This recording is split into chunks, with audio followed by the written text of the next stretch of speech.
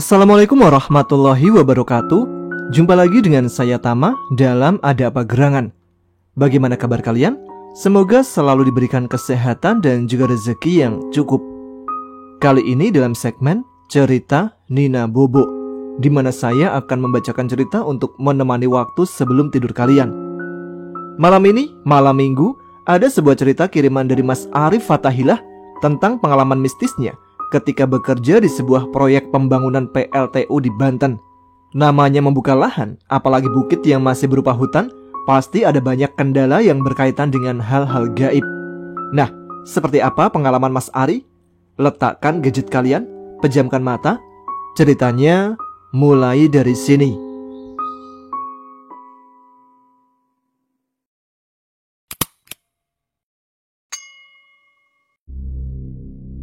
Assalamualaikum, selamat pagi, siang, sore, malam buat Mas Tama, kru dan sahabat Ada Apa Gerangan. Semoga selalu dalam lindungan Allah Subhanahu wa Ta'ala. Bogor, akhir tahun 2015. Hari itu, saya berangkat bersama rombongan sekitar 5 orang untuk bekerja di sebuah konstruksi atau pembangunan sebuah gedung di sekitar daerah Terminal Baranang Siang, Kota Bogor. Saya berangkat dari kampung bersama Ahmad yang ada di cerita masa kecilku yang sudah saya ceritakan sebelumnya. Sedangkan 3 orang lainnya tidak saya kenal, karena saya pun baru bertemu dengan orang tersebut kali ini. Intinya, saya disuruh oleh mandor yang sudah di daerah Bogor sana. Sebelum saya berangkat, mandor tersebut menelpon saya. Halo, Assalamualaikum Ari. Waalaikumsalam Bang. Ada apa ya? Tumben banget telepon aku. Gini Ar, kamu lagi free nggak Ar? Free banget Bang, lebih tepatnya lagi free hati nih. Ada-ada aja kamu itu. Gini Ar, di proyekku lagi butuh 5 orang buat di bagian kayu. Nah kamu kan biasa tuh di bagian kayu. Kamu bisa nggak bantu aku? Ya sekitar sebulan lagi mungkin baru kelar. Kalau di bagian kayu sih saya bisa Bang. Masalahnya ada lemburannya nggak? Ntar udah jauh ke situ nggak ada lemburan. Target cuma tinggal 1 bulan lagi. Tenang Ar, kerjaan di target 1 bulan harus kelar. Jadi pasti ada lemburan lah. Oke lah kalau begitu. Katanya 5 orang. Yang 4-nya lagi siapa? 4 orang udah ada Ar, termasuk kamu. Terus satunya? Kamu tolong cariin lah ya. Temen kamu kan banyak. Kali aja ada yang lagi gak kerja. Oke, tapi gak janji ya. Kalau gak nemu berarti cuma 4 orang. Ya sudah gak apa-apa. Oh iya, masalah ongkos dan uang saku aku udah nitip ke istriku. Tinggal kamu minta aja. Dan aku udah sewa travel. Besok sore kamu kumpul di rumahku ya, dan langsung berangkat. Siap bos, laksanakan. Ya udah, mungkin cuma itu aja ya Ar. Aku tunggu di sini. Salam buat bapakmu. Assalamualaikum. Iya Bang, waalaikumsalam. Setelah beberapa saat mandorku selesai telepon, bapakku sudah duduk di sampingku tanpa aku tahu dari kapan. Mungkin saat aku mikir siapa yang mau aku ajak, sampai aku tidak tahu bapakku sudah ada di sampingku. Ari, ngalamun aja, kesurupan tar. Pak, ngagetin aja sih. Siapa yang telepon Ar? Itu Pak, temenku, si Firman, yang lagi borong proyek di Bogor. Lagi nyari orang katanya. Oh, si Firman toh? Iya Pak, dia nyari 5 orang, tapi baru nemu 4 orang. Terus kurang 1 lagi. Siapa ya Pak yang mau diajak? Coba kamu tanya si Ahmad, mungkin mau. Tadi bapak ketemu dia lagi mancing tuh di kali. Iya Pak, ntar aku tanyain. Tadi Bang Firman kirim salam buat bapak sama ibu. Iya, waalaikumsalam. Ya sudah, bapak mau mandi, terus mau sholat di masjid dulu, udah zuhur. Iya Pak. Tidak lama setelah bapak masuk ke dalam rumah, terlihat Ahmad lewat depan rumahku. Karena sungai tempat biasa kami mancing dari kecil ada di samping rumahku, jarak 50-an meter mungkin. Dari kecil sampai segede gini, mancing terus mat, ucapku sambil mengejek si Ahmad. Woi, emangnya lu enggak apa? Kita kan dari kecil emang hobi mancing. Oh iya ding. Mat, mampir sini, aku ada perlu. Apaan? Jawab Ahmad sambil berjalan sembari menghisap rokok. Bang Firman nyari 5 orang buat kerja di Bogor. Kamu mau enggak? Siapa aja 5 orang? 3 orang itu pekerjaannya Mas Firman. Aku juga gak kenal. Nah yang 2 aku sama kamu. Kalau kamu mau. Kalau aku sih mau aja, mumpung gak ada kerjaan. Kamu mah setiap hari bukannya kerja terus ya? Tanyaku. Enggak kok, jawab Ahmad. Lah itu setiap hari mondar-mandir bawa joran pancing. Mana nggak dapet, cuman ngabisin rokok aja kamu. Kerja kagak, ejekku. Sialan, mancing itu hobiku, bukan kerjaku, ucap Ahmad dengan agak marah. Terus mau berangkat nggak? Ayolah gas, mumpung ada kerjaan. Oke deh, ntar aku chat Bang Firman. Oh iya, berangkat besok sore, teriakku karena Ahmad keburu lari pulang. Sakarepmu, teriak Ahmad. Lanjut ke cerita. Setelah saya sampai di Bogor, ternyata jarak bedeng atau mes pekerja ke area proyek sangat jauh. Kalau naik kendaraan umum sekitar 10 menitan. Tapi mau bagaimana lagi? Dan kondisi bedengnya pun sudah tidak terlalu layak untuk dihuni. Ya mungkin sudah lama juga. Sudah tempatnya seperti di hutan, banyak pohon besar. Tapi ya sudahlah. Di tempat kerjaku ini memang jarang terjadi hal-hal mistis. Jarang loh ya. Jadi kita skip saja. Singkat cerita, setelah sebulan saya di Bogor, pekerjaan pun hampir selesai. Dan disinilah saya mendapatkan telepon dari teman sekampungku yang bernama Fajar. Dia adalah anak kedua dari 3 bersaudara. Fajar adalah anak laki-laki dari keluarga yang sangat mampu. Bapaknya seorang pemborong pembuatan cerobong asap PLTU, pembangkit listrik tenaga uap yang ada di Indonesia. Dia adalah seorang yang mewarisi sebuah pekerjaan di PLTU tersebut. Sebenarnya, saya sudah 2 kali ini ikut serta dalam pekerjaan seperti ini. Sekali di kotaku dan yang kedua di daerah Banten ini.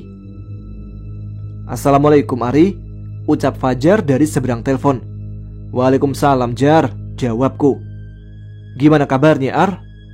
Sehat Jar, alhamdulillah. Kamu gimana? Sehat? Alhamdulillah. Oh ya, kata teman-teman kamu sekarang di Bogor ya, ikut Mas Firman. Iya Jar, aku ikut Bang Firman nih. Katanya udah mau finish proyek di situ. Kata siapa? Ya adalah yang ngabarin aku. Iya sih, paling tinggal 3 harian di sini udah finish. Kalau gitu, kamu langsung pindah ke sini mau nggak? Pindah kemana ya? Ke sini, proyekku. Ya gimana ntar ya? Soalnya aku juga belum tahu mau pindah kemana. Kesini aja ya, di sini kamu dijamin betah, percaya deh. Ya udahlah, ntar aku kabarin lagi ya. Oke, ditunggu. Ntar kalau kamu mau, langsung aku Sherlock ya. 3 hari berlalu dari percakapanku dengan Fajar. Dan benar saja, kerjaan di tempat Mas Firman selesai. Aku langsung SMS Fajar untuk mengiyakan bahwa aku akan ke proyeknya hari itu juga. Sedangkan Ahmad dan beberapa orang sekerjaan memutuskan untuk tidak ikut ke sana dan langsung pulang ke kampung. Mungkin sudah capek. Singkat cerita, sesampainya di sana, aku langsung disambut baik oleh Fajar dan langsung dipesankan kopi beserta pisang goreng di warung yang ada di sana. Aku melihat jam di dinding menunjukkan pukul 5 sore. Gimana perjalananmu dari Bogor ke sini? Ya ginilah Jar, capek, ucapku sambil ku ambil sebungkus Sampurna Mild yang ada di saku celanaku. Besok pagi aku tunjukin tempat dan cara kerjamu ya. Sekarang kita santai dulu. Oh ya, besok kamu kerja di shift malam ya? Hah? Kok shift? Emang sini ada berapa shift? Tanyaku.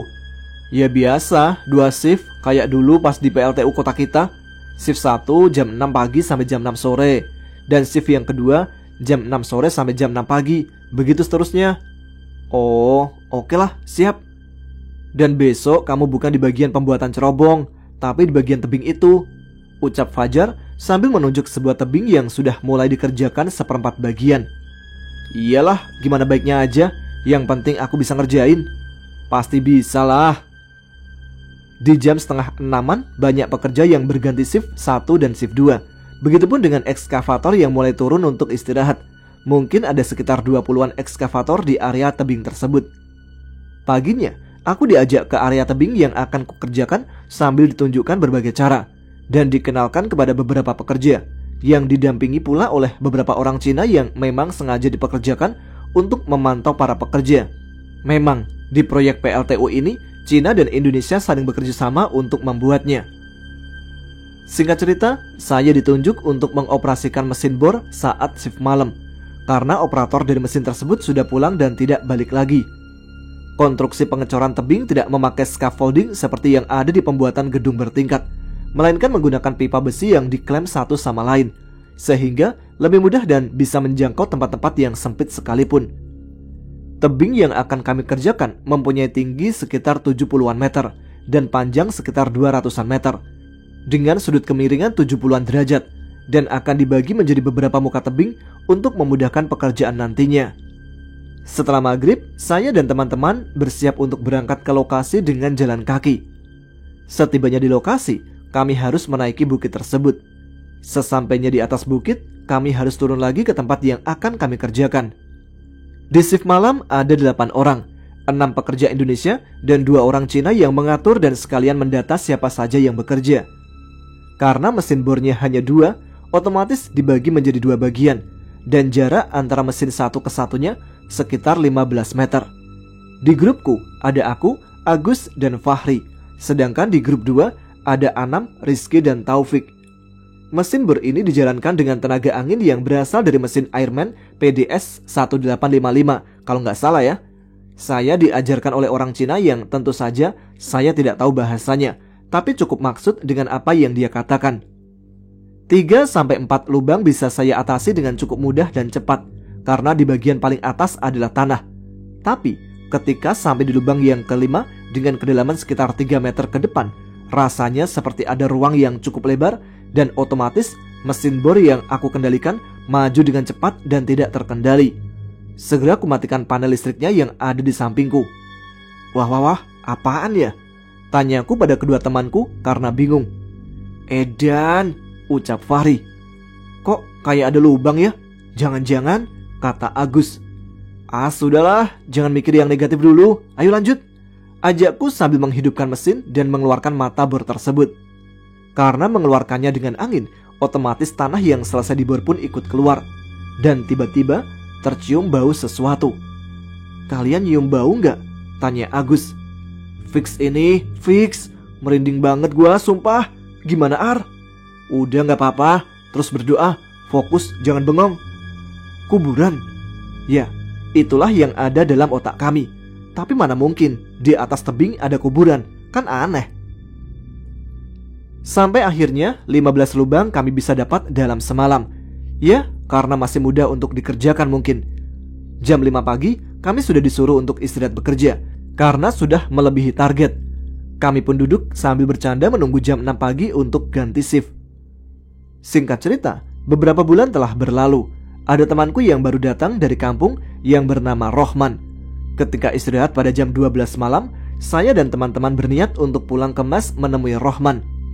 Sesampainya di mes, wah, pesta nih, sapa Agus sambil menyalami Rohman. Pesta apaan Gus? Gimana? Kalian semua sehat? Alhamdulillah sehat man, jawabku bergantian dengan Fahri. Kerasan gak kerja di sini? Kata teman-teman, di sini tempatnya horor, tanya Rohman. Kerasan gak kerasan man, besok juga tahu sendiri. Dibilang horor ya pasti horor man, namanya di bukit, apalagi bukitnya dihancurkan. Secara nggak langsung pasti mereka yang berdiam diri di sini pasti terganggu lah. Iya man, kami sering diganggu loh. Dari mesin yang sering mati sendiri, bau bunga melati, bau busuk, pokoknya lengkap, sahut Agus. Alah, udah biasa juga kan kalian tahu tentang kayak gitu. Apalagi tuh si Ari, tahu sendiri kan dia kayak apa. Hus, ngaco. Dah, jangan bicara masalah seperti itu, ntar kamu didatengin loh, ucapku sambil tertawa. Man, mana pesanan? Gak lupa kan? Tanya Fahri sambil meminta sesuatu entah apa. Nih, lengkap sesuai pesanan, ucap Rohman sambil menyodorkan bungkusan plastik hitam yang dia ambil dari dalam tasnya. Gak usah aneh-aneh kamu Ri, awas, ucapku sambil menaruh curiga pada bungkusan hitamnya. Fahri pun langsung membukanya dan ternyata isinya hanya tembakau, cengkeh, kertas wayang dan kemenyan. Lalu disodorkan ke depanku. Oh, kirain apaan? Makanya jangan curiga dulu dong, ucap Fahri yang membuat kami ketawa. Fahri pun langsung membuat rokok lintingan dari tembakau tersebut. Mau gak Ar? Tanya Fahri kepadaku. Enggak aku masih ada rokok. Tuh, Agus tawarin, kali aja mau, jawabku. Jam 1:04 kami berangkat kembali untuk melanjutkan pekerjaan yang tadi. Tiba-tiba, saat sampai di samping tebing dan siap untuk naik ke atas bukit, saya melihat sekelebat bayangan yang lewat dari samping kami. Apaan tadi ya? Pasti gak beres ini, ucapku dalam hati. Agus, Fahri, Udah, buang aja rokok kalian. Bau banget tahu. Kayaknya kebanyakan kemenyan deh. Alasanku pada mereka berdua biar mau membuang rokok tersebut. Sembarangan banget. Lagi nanggung nih. Tahu tuh Ari, orang lagi enak-enaknya suruh dibuang. Ucap mereka bergantian. Nih, ganti rokokku, itu buang aja. Enggak, ucap mereka. Terserahlah. Sesampainya di atas bukit, saya kembali melihat sesuatu. Namun bukan hanya bayangan, tapi sesosok perempuan bergaun putih lusuh dengan rambut acak-acakan yang sedang duduk di atas pohon. Tapi di sini saya sengaja tidak memberitahu mereka. Gak balik mes bro, sapaku pada Anam, Rizky dan Taufik yang sengaja tidak pulang untuk istirahat. Capek lah naik turun terus Ar, jawab Taufik. Iya sih, ayo lanjut, ajakku pada mereka. Dan kami pun langsung jalan ke mesin masing-masing. Sesampainya di mesin, saya langsung menyalakannya dan siap untuk bekerja. Setelah beberapa menit, mesin kami tiba-tiba mati dan langsung ada angin dengan bau bunga melati. Di situ saya menyadari, pasti sosok perempuan yang tadi mengikuti dari bawah. Kami bertiga langsung kompak saling pandang. Di situ saya baru menyadari bahwa malam ini ternyata malam Jumat Kliwon. Kami terus berusaha untuk menghidupkan mesin bor tersebut. Dan alhamdulillah, setelah beberapa menit mesin kami pun hidup dan kami bisa melanjutkan pekerjaan kembali. Setelah selesai, kami langsung menggeser mesin untuk ganti ke area yang akan kami bor selanjutnya. Kok merinding banget aku ya? Ucapku dalam hati. Namun aku melihat mereka berdua seperti tidak merasakan apapun. Selang beberapa menit setelah kami pindah posisi, samar-samar aku mendengar ada suara anak ayam. Kok ada anak ayam malam-malam ya? Tanyaku kepada Agus sambil mencari suara tersebut. Pas saya melihat ke atas, tidak salah lagi, itu kuntilanak yang dari bawah mengikuti kami. Dan saya baru sadar kalau suara anak ayam tadi adalah suara kuntilanak. Dan lagi-lagi saya tidak bilang kepada mereka berdua. Mungkin ayam hutan kali Ar, udahlah biarin. Beberapa saat setelah saya mengoperasikan mesin tersebut, saya menengok ke arah Agus dan Fahri yang sedang duduk sambil menungguku selesai membuat lubang. Rupanya mereka sedang menghisap rokok dengan bau kemenyan itu. Dan kulihat kuntilanak tersebut sudah ada di hadapan mereka, dengan jarak sejengkal dari muka mereka. Kuntilanak itu seperti mencium bau kemenyan yang ada dalam campuran rokok mereka secara bergantian. Refleks mesin langsung aku matikan. Astagfirullah, Agus, Fahri, bentakku pada mereka. Apaan? Ada apa sih? Jawab mereka dengan muka serius. Udah, sekarang buang tuh rokok, buang, bentakku kembali. Mereka pun langsung kompak membuangnya. Begitu rokok itu dimatikan dan dibuang, kunti itu langsung menghilang.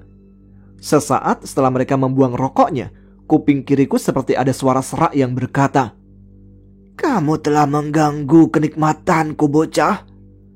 Seketika terdengar suara tertawa melengking dari atas tebing. Aku langsung menyuruh mereka untuk membaca ayat kursi 7 kali, An-Nas, Al-Falah, untuk berjaga-jaga dan melindungi diri. Rupanya karena aku berteriak tadi, membuat Taufik dan 2 orang Cina datang menanyakan ada apa. Ar, ada apa teriak-teriak? Tanya Taufik sesampainya dia di depanku. Sontak aku langsung menarik tangan Taufik dan agak menjauh dari mereka. Fik, mereka diikutin Kunti dari awal tadi mau naik.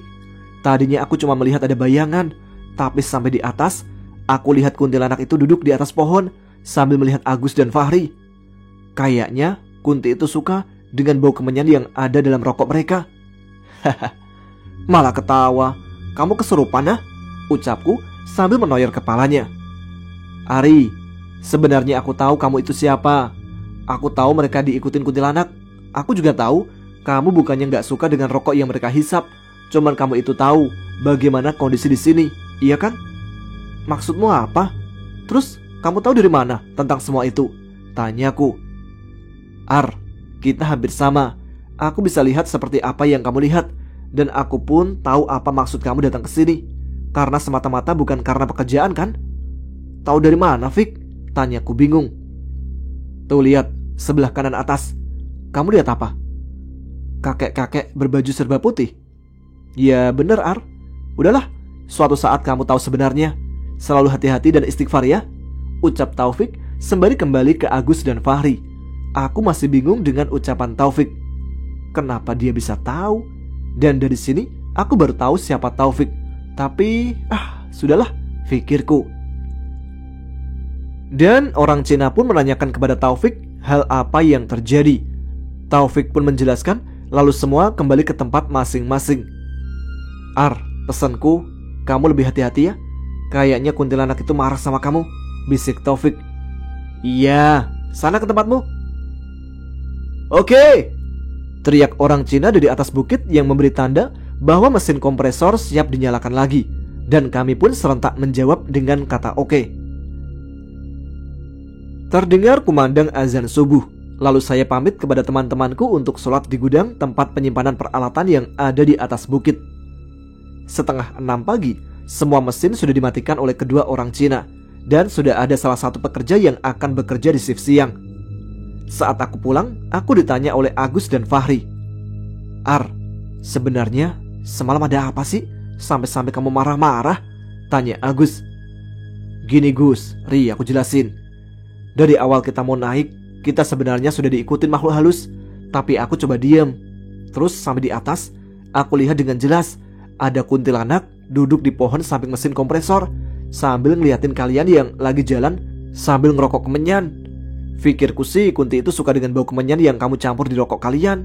Dan akhirnya pas aku marah, Kunti itu sudah ada di depan muka kalian sambil mencium bau rokok kalian bergantian. Kok jadi ngeri ya? Tutur Fahri.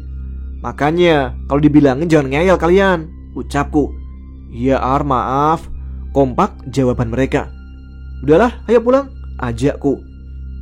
Beberapa hari setelah Agus dan Fahri didatangi kuntilanak gara-gara ada kemenyan di rokoknya mereka, kini rupanya mereka sudah tidak membawa apa-apa lagi yang disukai kuntilanak tersebut. Dan di hari-hari berikutnya, nampak sudah selesai satu permukaan tebing yang kami bor. Oh iya, sedikit saya jelaskan. Pengeboran pada dinding tebing itu tidak lain untuk lubang dudukan besi yang sudah dibentuk seperti huruf L, atau yang biasa kami sebut dalam bahasa konstruksi sebagai angkur. Dan angkur tersebut akan dikaitkan kembali dengan besi-besi yang lebih kecil. Mungkin ukurannya 7-10 tergantung keperluan. Besi-besi kecil tersebut akan dikaitkan dengan cara mengikatnya dengan kawat dan akan menutupi permukaan tebing lalu dicor.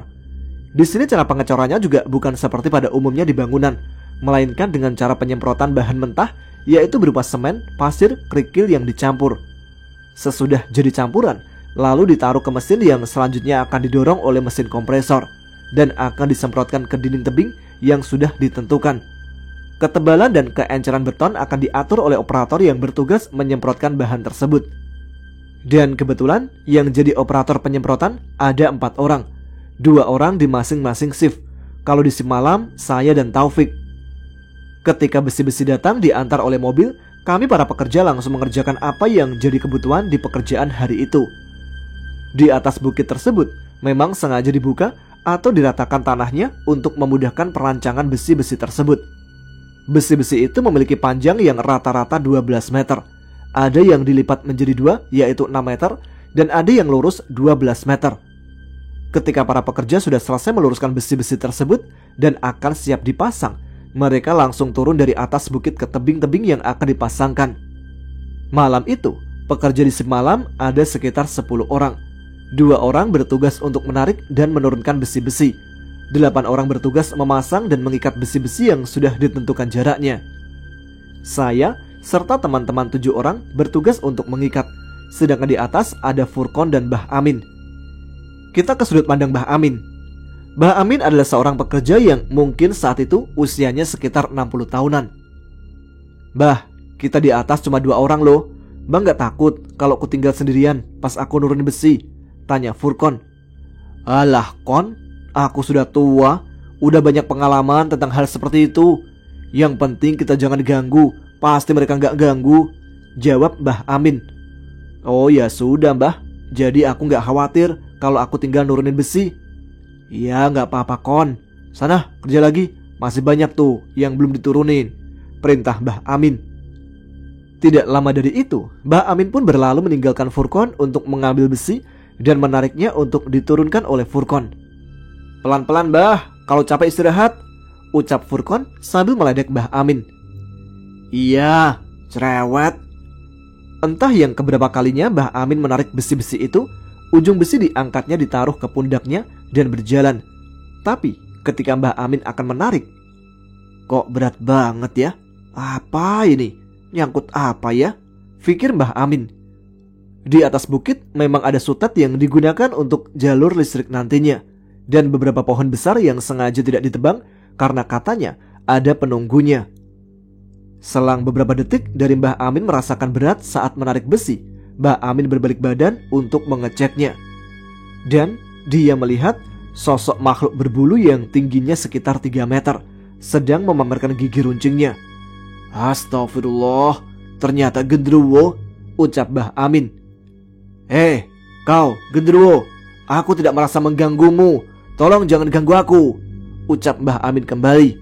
Genderuwo itu pun menggeram lalu menghilang dengan sekejap diikuti asap hitam. Selang beberapa hari, pemasangan besi pun sudah rampung semua. Tinggal tahap yang ketiga, yaitu pengecoran. Sore berlalu, kini tiba saatnya kami pekerja shift malam untuk bersiap berangkat bekerja. Berulang kali, truk membawa bahan material yang akan digunakan. 10 orang berkumpul dan mengikuti arahan dari kedua orang Cina yang mendampingi dalam setiap kami bekerja. Seperempat jam lamanya kami diberikan arahan. Jam 7 lebih, kami mempersiapkan segala yang kami butuhkan.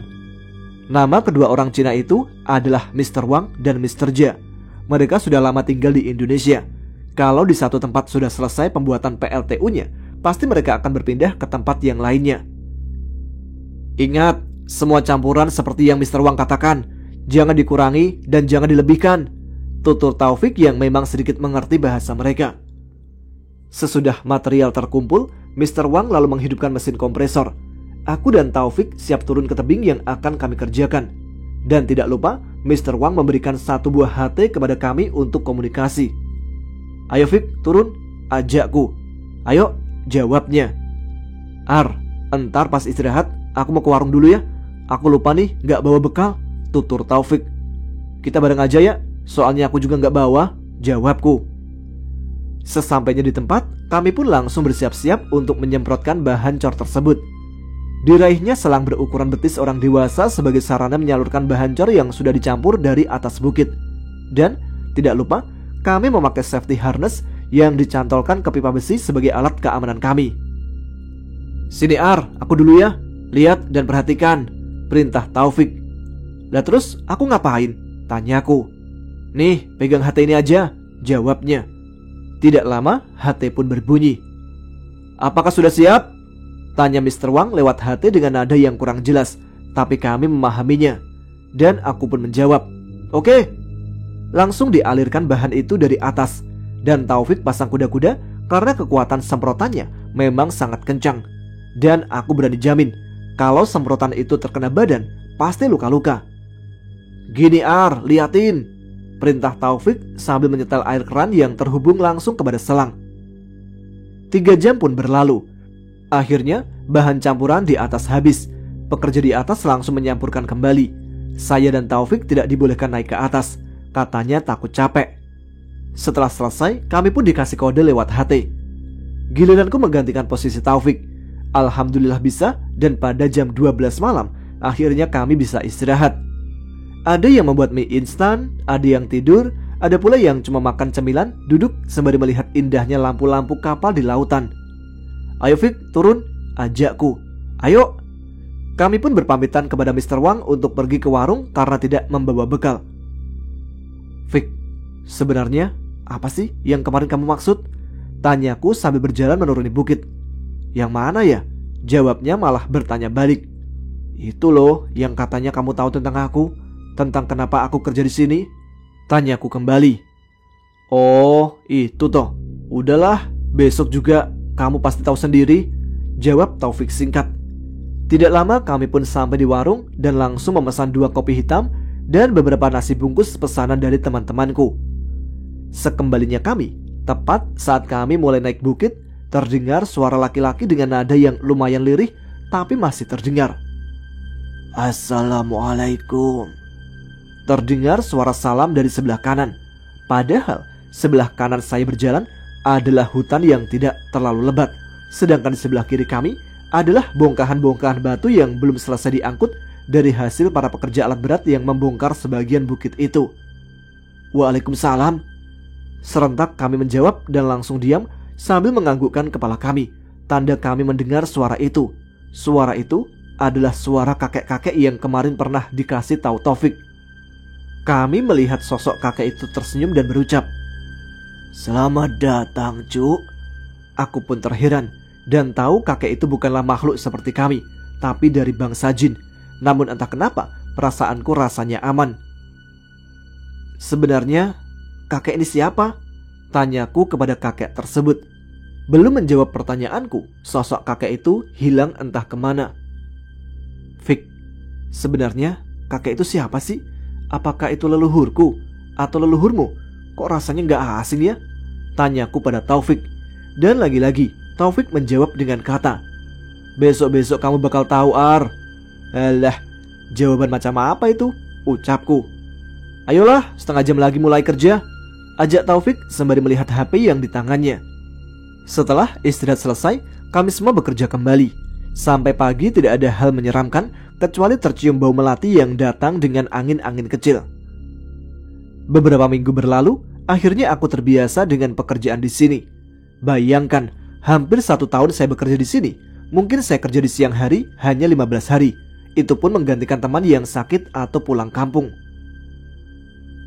Musim penghujan telah datang. Hari-hari sering hujan dan otomatis pekerjaan di tebing dihentikan karena tidak mau mengambil resiko. Tapi kami tetap bekerja malam hari, tapi bukan di tebing, melainkan membantu di pembuatan cerobong asap. "Ari, Taufik, entar malam kalian 10 orang kerja di cerobong ya," perintah Fajar. "Loh, emangnya kenapa? Kan hari ini hujannya gak terlalu deras," tanyaku. "Iya Jar, emang kenapa sih?" sambut Taufik. "Di tebing tidak ada material, jadi gak bisa dikerjain," jelasnya. "Masih separuh kayaknya kok bos," ucap temanku. "Iya bener, emang masih separuh, tapi semennya sudah pada jadi batu. Siapa coba yang terakhir kemarin pas hujan gak nutup?" ucap Fajar. "Hehe, saya Jar," ucap Mbah Amin sambil mengacungkan tangannya. "Walah mbah, tadi aku habis dari kantor," ucap Fajar. "Dapat bonus ya?" saut Mbah Amin dengan cepatnya. Habis dimarahin sama bos gara-gara semen jadi batu semua. Bukan bonus terus yang ada," jawab Fajar sambil menepuk dahinya. Sontak semua orang pun tertawa dengan kekonyolannya Mbah Amin. Beberapa hari pun berlalu. Bos Cina memaksakan untuk mengirim barang ke bukit, tetapi truk yang mengirim material semen malah terjebak di jalan. Memang tinggal 100 meteran lagi sampai di tempat, tapi karena seringnya hujan, truk tersebut selip dan tidak bisa jalan. Jam 5 lebih, semua pekerja di shift malam bekerja di tebing sudah mulai siap-siap untuk berangkat ke cerobong. Tapi aku, Taufik, Fahri dan Agus diminta untuk ke tebing, bukan untuk bekerja, melainkan berjaga mobil yang tidak bisa jalan. "Fahri, Agus, Ari, dan kamu Taufik, kalian jangan ke cerobong ya. Kalian ke tebing untuk jaga. 4 orang bagi 2, ada yang jaga mobil dan ada yang jaga mesin kompresor. Kalau yang jaga mobil, cukup tunggu dalam mobil. Pastikan semen-semen itu tertutup rapat dan tidak terkena air kalau hujan. Sedangkan yang di tebing, kalau hujan masuk ke gudang. Tapi kalau nggak hujan, kalian di luar. Tapi ntar Taufik ikut aku dulu ya ke kantor," perintah Fajar. "Ya sudah, aku sama Agus aja ya Jar," perintah Fahri. "Terserah kalian, yang penting aman," jawab Fajar. Loh, berarti kalau nanti Taufik ke kantor dulu, aku sendirian dong. Lagi banyak orang juga untinya nongol, apalagi kalau cuma aku sendirian, omongku lirih. "Udahlah, sampai jam 10 doang. Hitung-hitung kamu uji nyali ya. Nih, kamu bawa HT, nanti kalau ada apa-apa ngomong," ledek Taufik sambil memberikan HT. "Sialan," balasku. Setelah jam 7 malam, kami berangkat menuju ke tebing. Tapi di pertigaan jalan, kami pisah dengan Fajar dan Taufik yang akan ke kantor untuk rekap gaji pekerja. Katanya, hanya aku, Fahri dan Agus yang melanjutkan berjalan ke tebing. Tapi Agus dan Fahri memilih jalan lain agar lebih cepat sampai ke mobil. "Loh, kok kita lewat sini? Bukannya lewat jalan yang biasanya toh Gus?" tanyaku pada Agus. "Iya Ar, jalan ini lebih cepat sampai ke mobil itu," jawab Agus. "Tapi kan jalan ini malah lebih jauh dari gudang kan Gus?" tanyaku. Iya emang Ar, kamu gak apa-apa kan? Jawab Agus. Takut kamu ya Ar, ucap Fahri. Bukannya takut Ri, tapi aku lewat jalan ini kan baru 2 kali ini. Kalau aku tersesat gimana coba? Tanyaku. Gak akan lah Ar, orang kamu kan bawa HT. Aman lah, jawab Fahri. Ya sudahlah, mau gimana lagi? Akhirnya kami berpisah kembali. Agus bersama Fahri, sedangkan aku sendirian. Tidak lama, bulu kuduku merinding dan tercium bau harum melati. Aku pun lanjut berzikir dalam hati. Sesampainya di depan gudang, kenapa perasaanku gak enak ya? Udahlah, persetan dengan semuanya. Udahlah, masuk gudang aja. Tidak lama, gerimis pun turun. Dan tiba-tiba, terdengar kembali suara yang seperti dulu pernah aku dengar. Ya, suara anak ayam. Aku pun langsung menduga-duga bahwa itu pasti kuntilanak. Aku pun mengintip dari celah dinding gudang yang terbuat dari kayu. Dan benar, ternyata kuntilanak yang duduk di atas mesin kompresor dengan bola matanya yang tinggal 1. Mukanya pun sudah tidak utuh lagi, melainkan separuh tengkorak dan separuh lagi masih ada daging dan kulitnya sedikit. Langsung aku ambil HT.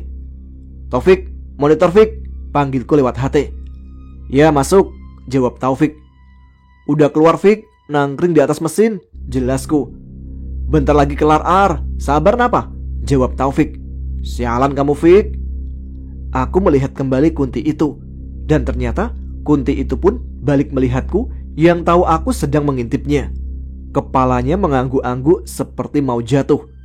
Ada 2 menitan Kunti itu menampakkan wujudnya, akhirnya menghilang dengan meninggalkan bau busuk dan tertawa yang melengking. Tiba-tiba dari atap gudang terdengar seperti benda yang terjatuh sangat keras. Sontak aku kaget bukan kepalang. Aku keluar dari dalam gudang sembari aku kontak Taufik. Fik, kalau kamu gak kesini sekarang, aku mau pulang ke mes aja. Titik. Iya, aku udah jalan ke situ, jawab Taufik di HT. 7 menitan aku selalu melihat kesana kemari, takut Kunti itu datang lagi. Ar, monitor, tanya Taufik dalam HT. Apaan? Jawabku. Sini turun ke bawah yang kemarin kita cor, ucap Taufik. Ngapain? Tanyaku lagi. Ngopi dulu, ngopi coy, jawabnya. Yalah. Aku turun lewat pipa-pipa besi yang sudah dirangkai menjadi tangga darurat.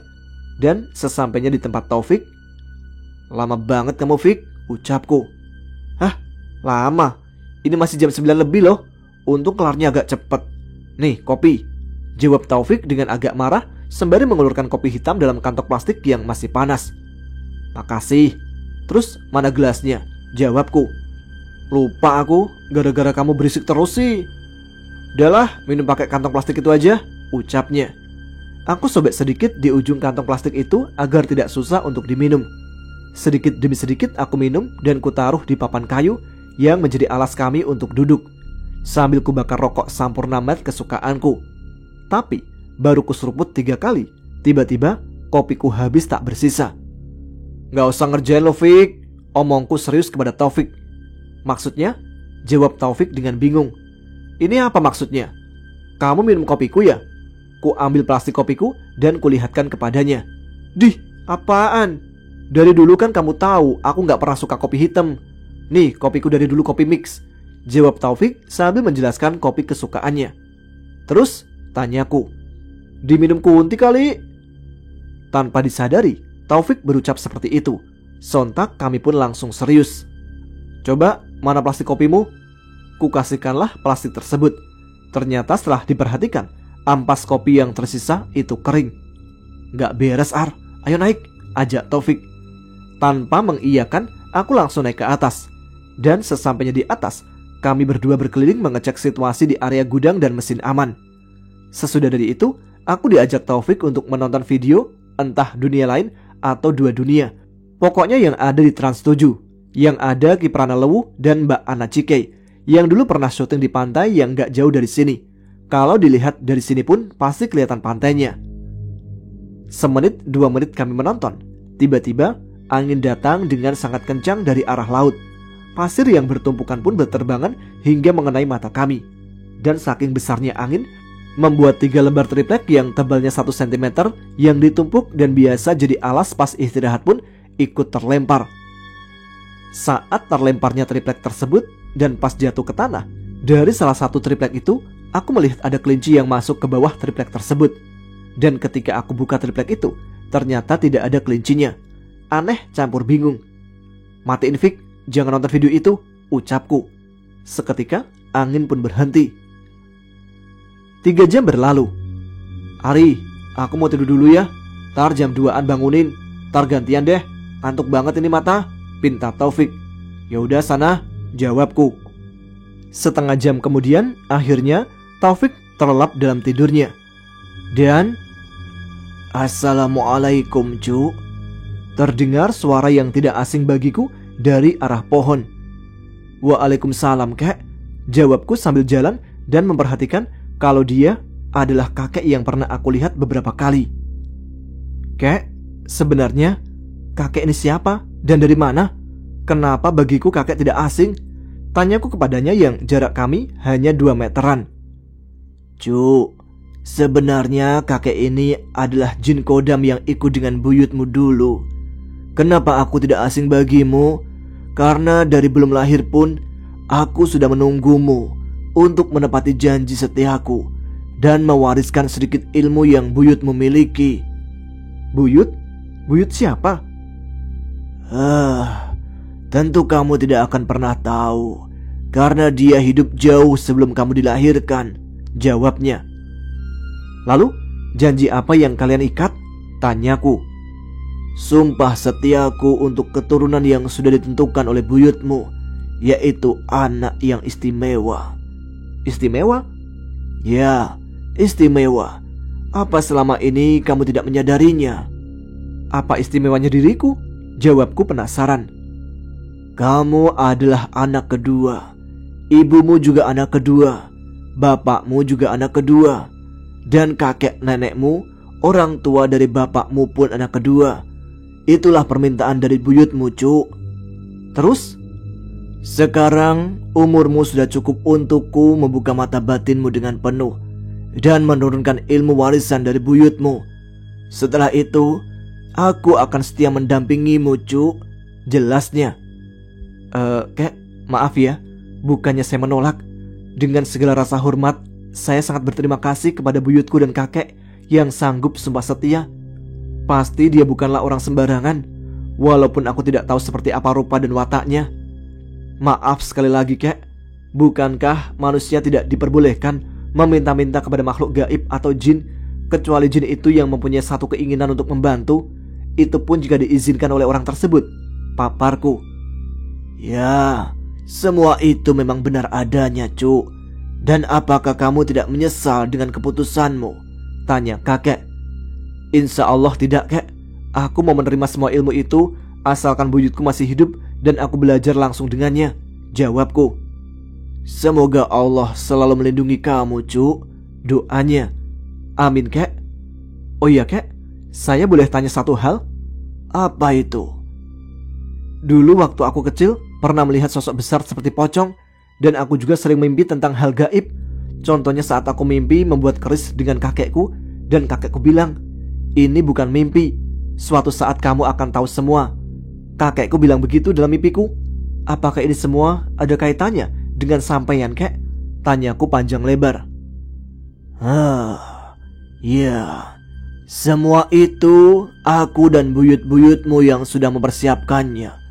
Masalah keris, ada di sebuah gunung yang mempunyai pancuran air sebanyak 7, dan keris itu dinamai Kiai Nogoweling. Itu adalah salah satu keris peninggalan dari buyutmu yang dulu selalu digunakannya. Dan satu untukmu, cu. Selalu berucaplah yang baik, jangan berucap yang bisa membahayakan. Juga jangan sekali-kali meringankan sumpahmu. Kedepannya kamu akan ingat dengan kata-kataku ini, cu, ketika kamu sudah melakukannya. Ya sudah, cu, saya akan pulang. Kali ini saya sudah terbebas dari sumpahku kepada buyutmu." "Terima kasih, kek. Kakek pulang kemana?" tanyaku. "Kakek pulang ke kampungku yang ada di lereng gunung di tengah samudra. Jaga dirimu. Assalamualaikum, cu," ucap kakek yang terakhir. Dan setelah kakek itu mengucap salam, aku kaget Ternyata kakek itu merubah wujudnya menjadi harimau loreng yang sangat besar. Dia mengaum dengan sangat keras dan menoleh ke arahku. Terlihat seperti air matanya menetes, lalu melompat ke arah timur dan menghilang entah kemana. Sambil melongo, aku menjawab salamnya. Waalaikumsalam, kek.